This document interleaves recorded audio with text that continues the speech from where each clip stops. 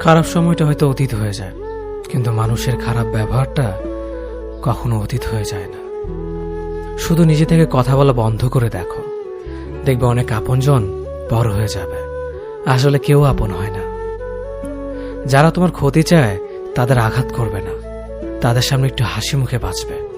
দেখবে তুমি আঘাত করলে যা কষ্ট পেত, ওরা তার থেকেও বেশি কষ্ট পাবে। যত মিশবে ততই মানুষ চিনবে। অভিনয় যে কত প্রকার হয় তা বুঝতে পারবে।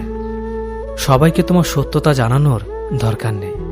যে যা ভাবে তা নিয়ে সমালোচনা করতে দাও।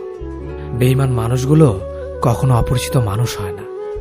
খুব কাছের মানুষগুলোই বেঈমান হয়।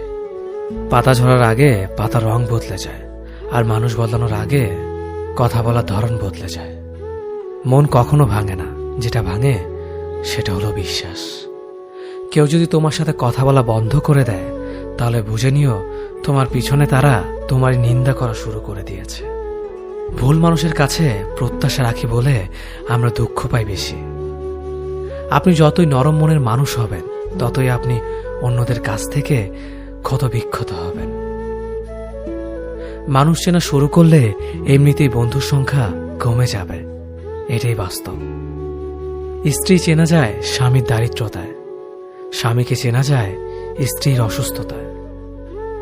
খাবার যতই দামি হোক না কেন, পচে গেলে যেমন তার দাম থাকে না, ঠিক তেমনি শিক্ষা যতই থাকুক না কেন, মনুষ্যত্ব না থাকলে সেই শিক্ষার কোনো দাম থাকে না। 3টি কথা মনে রাখবেন। যে তোমাকে সাহায্য করে তাকে কখনো ভুলে যেও না। যে তোমাকে ভালোবাসে তাকে কখনো ঘৃণা করো না।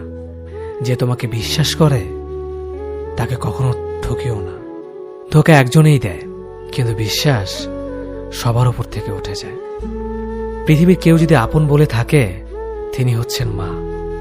যে ধোঁকা দেয় সে চালাক হতে পারে, তবে যে ধোঁকা খায় সে বোকা নয়, সে বিশ্বাসী। কাউকে যদি ভালোবাসতে হয় তাহলে হৃদয় থেকে ভালোবাসুন। নিজের স্বার্থের জন্য তার কাছে ভালোবাসার অভিনয় করবেন না। আপনার অভিনয় হয়তো একটি মানুষের জীবনটাই পুরো এলোমেলো করে দিতে পারে।